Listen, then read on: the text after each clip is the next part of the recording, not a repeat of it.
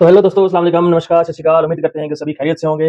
सभी को अल्लाह अपने हिफ्ज़-ओ-अमान में रखे और अपनी हिफाज़त में रखे। तो दोस्तों, पहली वीडियो जो लास्ट मैंने बनाई थी, वो महराजुद्दीन मलिक के ऊपर, उस वीडियो को काफ़ी प्यार मिला और काफ़ी लोगों ने पसंद की। उम्मीद है कि उसी तरीके से ये वीडियो एक रेवोल्यूशनरी आपके लिए लेके आया हूँ। उम्मीद है कि इस वीडियो को भी आप पूरा पसंद करोगे और हमेशा की तरह कमेंट भी करोगे और मुझे बताओगे कि आपको ये वीडियो कैसी लगी और आप इस वीडियो को किस जगह से देख रहे हैं। तो दोस्तों, अगर आप टेलीकॉम सेक्टर के अंदर या ई-कॉमर्स सेक्टर के अंदर देखते हो कि ई-कॉमर्स सेक्टर के अंदर बहुत ज़्यादा कंपटीशन है, बहुत ज़्यादा लोग इस चीज़ से अवेयर भी हैं, अनअवेयर भी हैं। अनअवेयर वो लोग हैं जिन लोगों को इस बारे के डिजिटल लाइफ़ की नॉलेज नहीं है, डिजिटल बिज़नेसेस की नॉलेज नहीं है, डिजिटल बैंकिंग की नॉलेज नहीं है, डिजिटल ट्रांज़ैक्शंस की नॉलेज नहीं है। जी हाँ दोस्तों, आप सही सुन रहे हो। मैं आपका दोस्त साकिब आपके साथ लेके आया हूँ एक माइंड ब्लोइंग वीडियो, एक अच्छी वीडियो जिसको आप भी ज़रूर प्यार देंगे, ज़रूर सुनेंगे, ज़रूर कुछ न कुछ कंक्लूज़न निकालेंगे। दोस्तों, बात करते हैं हाल की डेट में, आज के दिनों में आज से कुछ टाइम पहले की बात करें, अराउंड 2010 की बात या 2016 के बाद या अभी जो लोग इस चीज़ को, इस ऐप को परमानेंटली यूज़ कर रहे हैं, डेली पर्पज़ के लिए यूज़ कर रहे हैं, बिज़नेसेस पर्पज़ के लिए भी यूज़ कर रहे हैं। जी हाँ दोस्तों, उस इंडिया की सबसे बड़ी ऐप का नाम है पेटीएम। जी हाँ, आप सही सुन रहे हो दोस्तों, पेटीएम जिसका नाम है। इस पेटीएम के अंदर कुछ ड्रॉबैक्स हैं। इस पेटीएम को हम आज एक्सपोज़ करने जा रहे हैं कि इस पेटीएम ने लोगों के साथ खिलवाड़ कैसे किया और फिर से इसने आरबीआई की गाइडलाइंस के साथ खिलवाड़ करने के बाद फिर से अपने आप को क्या किया, बहुत बार रीबिल्ड करने की कोशिश की। बट देखने में क्या हो रहा है कि ये कंपनी क्या हो रहा है कि हर शॉप के ऊपर बिज़नेस कर रही है, हर इंसान से अपना बिज़नेस कर रही है। पर जो फाइनेंशियल ईयर की रिपोर्ट आती है, उस रिपोर्ट के अकॉर्डिंग ये कंपनी डे बाय डे क्या है, लॉस में चली जा रही है। जी हाँ दोस्तों, आइए करते हैं पेटीएम के ऊपर बात। आज की डेट में एक इंटरेस्टिंग टॉपिक रहने वाला है पेटीएम। दोस्तों, ये बात है 2010 की, जब एक इंसान ने 197 कम्युनिकेशन नाम की कंपनी के ओनर ने इसको स्टार्टअप किया। चंद्रशेखर शर्मा जिनका नाम है, उस इंसान ने इस कंपनी को स्टार्टअप किया। स्टार्टिंग में सिर्फ ये कंपनी रिचार्जेस करने के लिए, इसके लिए इस ऐप का, इस सॉफ्टवेयर का बिल्डअप किया गया। इस सॉफ्टवेयर को लाया गया कि सिर्फ रिचार्जेस करने और इस पर्पज़ के लिए लाया गया। तो दोस्तों, करते-करते इन्होंने मेट्रो के रिचार्ज करने शुरू किए एंड धीरे-धीरे इलेक्ट्रिसिटी बिल स्टार्ट करना शुरू किया। देन उसके बाद करते-करते इन्होंने हर एक टाइप डीटीएच के रिचार्ज, डिश टीवी के रिचार्ज एंड मोबाइल फ़ोन्स के रिचार्ज एंड कोई भी बिल जो आपकी घर के रिलेटेड या कुछ भी बिल्स है, उस बिल के ऊपर वर्क करना शुरू किया और बिल करने स्टार्ट कर लिए। तो इस कंपनी ने डे बाय डे ग्रो करना शुरू कर लिया क्योंकि इस कंपनी के अंदर जो स्टेक होल्डर थे, जो शेयर होल्डर थे, वो कोई छोटे-मोटे पर्सन नहीं थे, वो बहुत बड़े-बड़े लोग थे, बहुत बड़े-बड़े दिग्गज, बड़े-बड़े बिज़नेसमैन जो कि देश को चलाते हैं। जी हाँ दोस्तों, ये बात मेरी आपको थोड़ी अजीब लगी होगी कि कोई बिज़नेसमैन देश को चलाता है। जी हाँ, ये बात कर रहा हूँ मैं चाइना के सबसे अमीर बिज़नेसमैन जैक मा की। सही सुन रहे हो दोस्तों आप, जैक मा की बात कर रहा हूँ, जो चाइना का सबसे अमीर इंसान है, जिसका नाम जैक मा है। उस इंसान ने इस बिज़नेस के अंदर अराउंड $630 मिलियन यूज़ किए, इन्वेस्ट किए थे।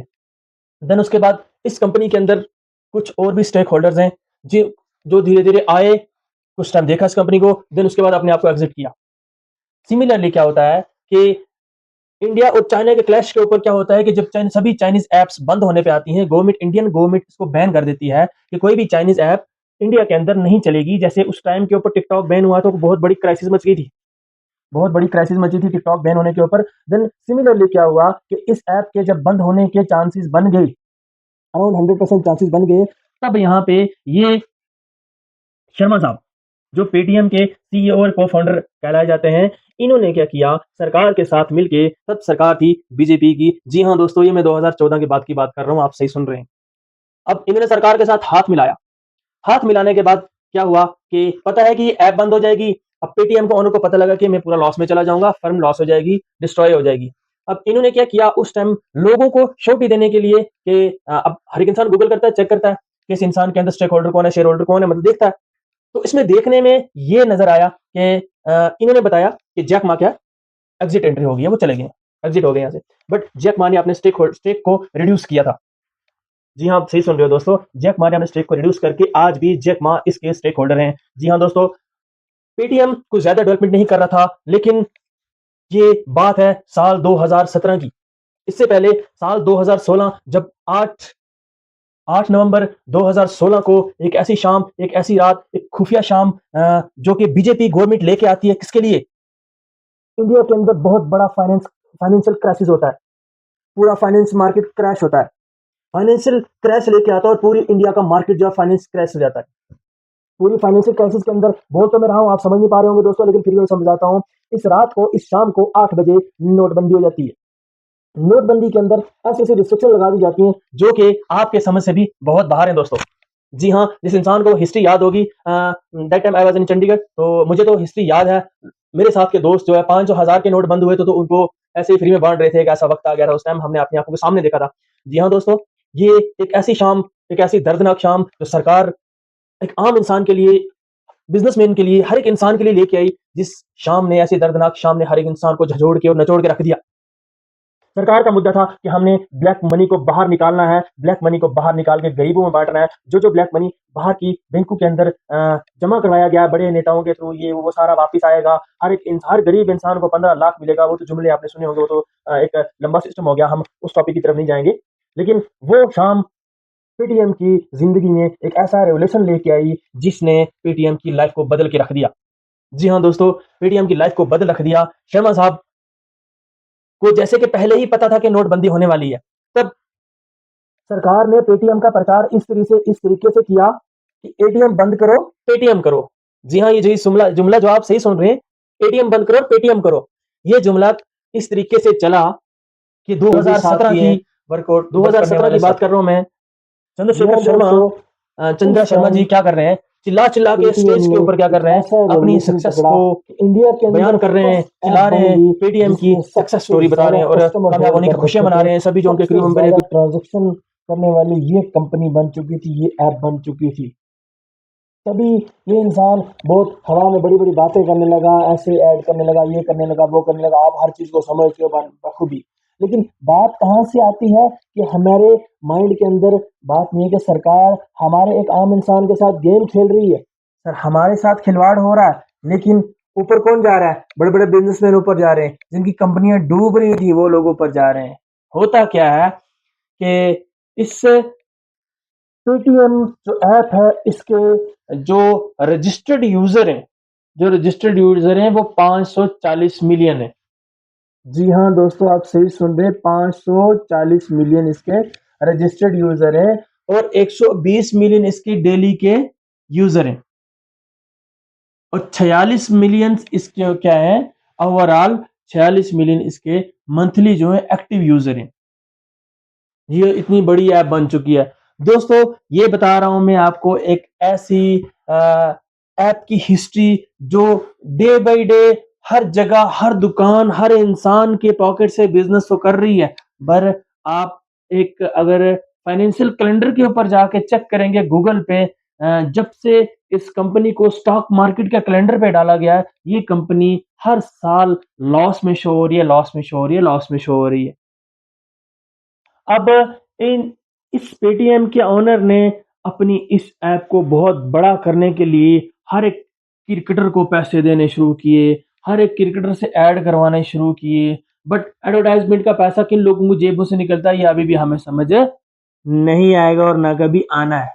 ठीक है? ये एडवर्टाइजमेंट का पैसा, जी हाँ दोस्तों, आप लोगों की जेब से निकलता है, आपके पॉकेट से निकलता है, आपके वॉलेट से निकलता है, बट हम लोगों को इस चीज़ की खबर तक नहीं होती है। जी हाँ, हाल ही कुछ दिनों में आपने एक छोटा-सा क्राइसिस सुना होगा, जो कि हैदराबाद या बैंगलोर जैसी एक बहुत बड़ी सिटी से अंदर से निकल के आया था, जहाँ पे बहुत छोटे-छोटे जो मतलब रोड साइडर जो होते हैं, बिज़नेसमैन होते हैं, जो रेहड़ी वगैरह लगाते हैं, अपनी लैंग्वेज में बोल दो, उन लोगों को करोड़ों रुपए का टैक्स का नोटिस आया हुआ था।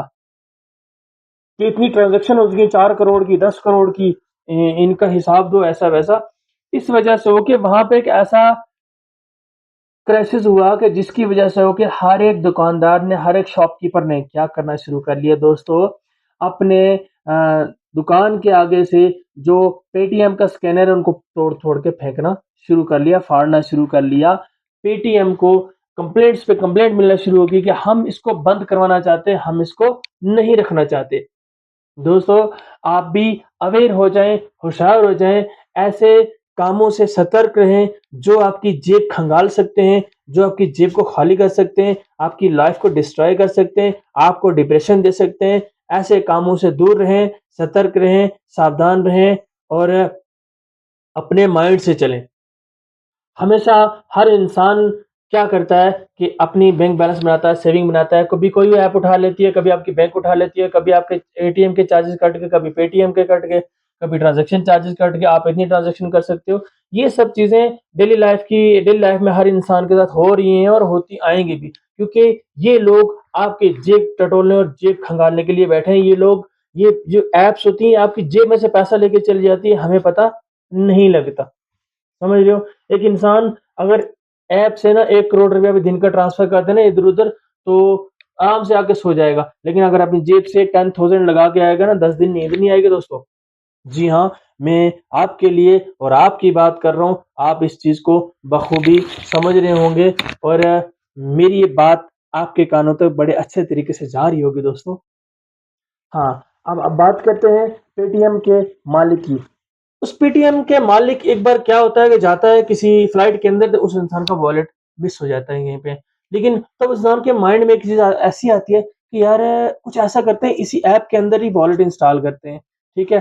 तब इंसान के अंदर आइडिया आता है, तो उसने क्या किया, ये वॉलेट वगैरह इंस्टॉल किए, इस तरीके से अपनी ऐप को अपग्रेड किया, एडवर्टाइज़मेंट करवाई, प्लेयर्स से करवाई, ठीक है? सेलिब्रिटीज़ से करवाई, क्या किया, इस अपनी ऐप को बड़ा ऊपर ले जाने की कोशिश की। बट ऐसा टिल टू डेट हो नहीं पाया।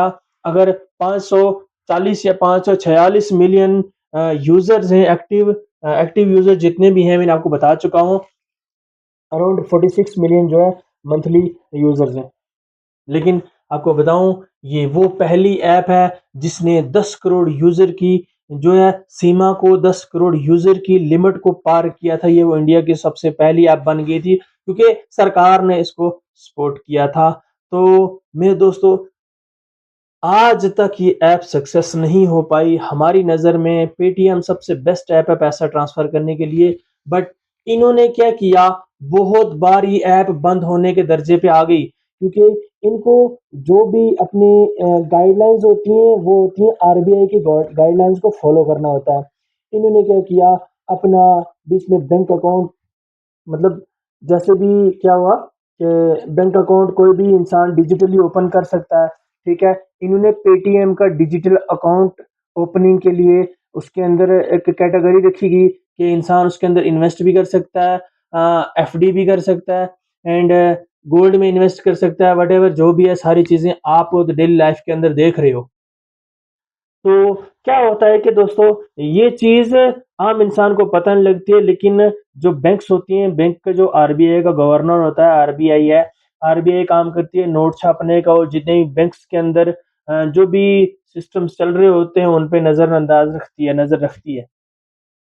तो क्या होता है, एक बार करने के बाद, 2 बार करने के बाद, 3 बार, आखिर आखिर कब तक तीसरी बार भी उन गाइडलाइंस को फॉलो नहीं किया गया।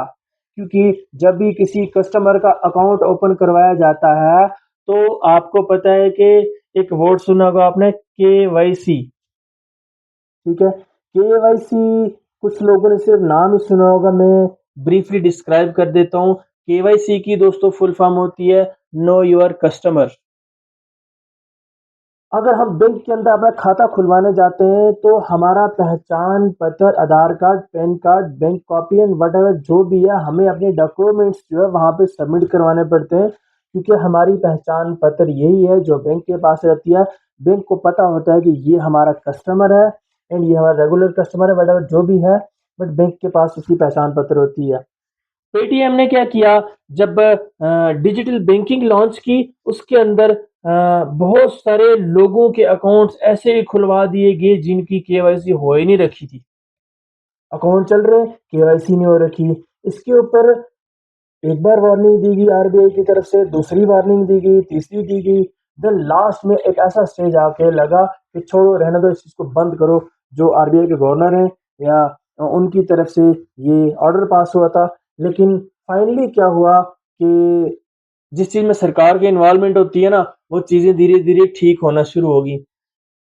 तो दोस्तों, ये इन्फॉर्मेटिव वीडियो मेरी इसलिए आपके लिए लेके आया था, ताकि हम लोग अपने दुकान के ऊपर 4-4 स्कैनर लगा के बैठे हैं, डिजिटल पेमेंट का स्कैनर लगा के बैठे हैं।